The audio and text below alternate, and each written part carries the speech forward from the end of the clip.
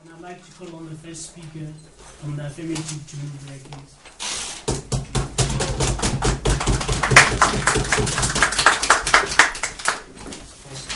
Okay. Ladies and gentlemen, there exists a relationship between government and citizens whereby the most fundamental responsibility of government is to protect the citizens' right to life. Governments have failed to act on the terrible issue of climate change and has therefore failed to defend the right to life by endangering its civilians. Therefore, ladies and gentlemen, we find ourselves in a war for the survival of humankind. Therefore, as a state of war, we define violence as acts under the Geneva Convention. Our main arguments towards this are: environment is a massive, compelling danger to the lives of people on an unprecedented scale. Furthermore, our second argument being governments recognise this, and in spite of the will of the people, they are not acting upon this danger. Violence is not only a moral imperative; it has a historical precedent, and therefore must be taken. We must also reiterate that this is violence by the people, and we believe that in these cases, violence is indeed justifiable to ensure the survival of humankind. So to our first argument, ladies and gentlemen. The environment is a massive, compelling danger to the lives of people on an unprecedented scale.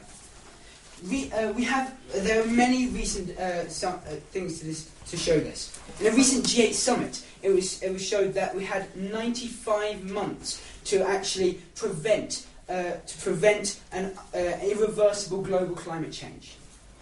Furthermore, Oxfam in a report made this year said that there will be a 15% fall in harvest by 2020. The FAO said we will have a 70% shortfall in food, and the IPCC say that in last year alone, 315,000 people, ladies and gentlemen, died due to climate change.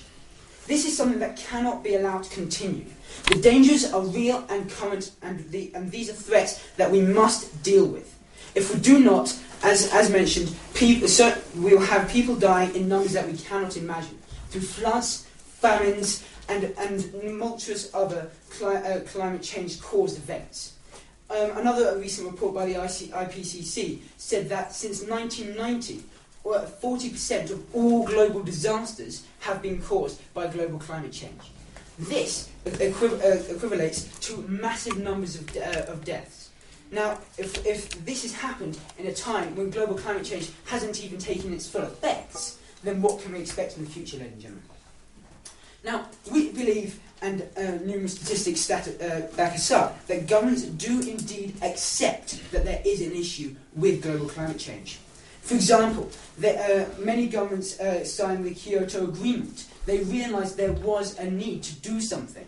However, despite many people wanting to actually ensure that that Kyoto Agreement was kept and signed, it wasn't. For example, in the USA, over 800 cities in the USA, actually, in spite of the government's rejection of Kyoto, to try and ensure that global climate change was reversed. In recent G8 summits, these governments conceded that to prevent global warming, we would have to stop at 350 tons of carbon per million to prevent global warming. They conceded that it would be acceptable to go up to 450 tons, ladies and gentlemen. This would result in 4 billion people with massive water shortages. This would result in even more floods and famine. This is something that, ladies and gentlemen, the governments know are happening and are doing nothing to prevent. This is the government neglecting the right of life for people. They are endangering lives now and in the future by not acting on something that we have shown is there and is going to cause deaths on an unprecedented level. Now, on to our third argument. Government loses legitimacy on a monopoly of force and violence in the defence of human life, and violence becomes a moral imperative in the defence of human life.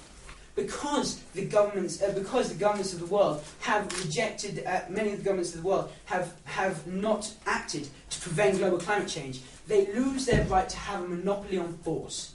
We believe that this entitles citizens to commit acts of violence as we have defined. And the sad fact is, ladies and gentlemen, violence is the way to get things noticed. If I might use the recent G20 summit in London as an example, there were numerous cases on the news about the issue of violence. It was something that people took seriously because violence had occurred. It is the rightful place of citizens, ladies and gentlemen, to force their governments into action. This is why we live in democracies, because governments are at the mercy of their people, and when governments do not listen to their people, as they are not currently, people must act. And we believe the only reasonable course of action is violence. Thank you very much, ladies and gentlemen.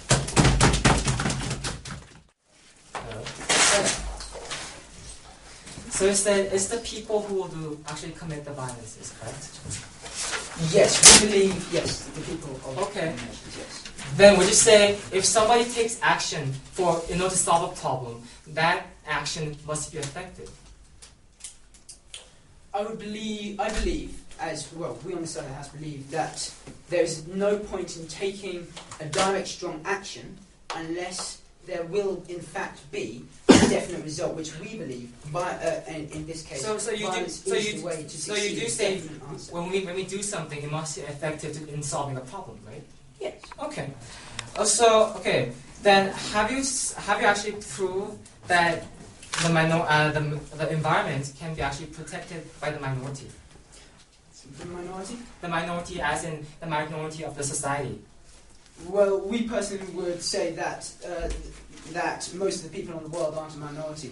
Most of the people in the world, as shown by the majority of US cities, acting against what the government said in Kyoto. We believe that people see global climate change as a very real threat. This is something the majority of people believe is important. So you're calling for a worldwide revolt against the government by the people, basically? No. Right? What we are calling for is we're calling for the governments to sit up and take action. The only viable way of doing this, as has been demonstrated, is by ensuring that the people, if acts of violence are justified in ensuring the government sits up. But then would you just say from the past to the present, the general norm of environmental preservation was actually peaceful and gradual? I would ask, do you believe that environmental preservation has been successful up to now? You're not asking you're actually avoiding my question, sir. But then just to answer your question, through my questions, there has been numerous successful organizations, such as Sierra, or... We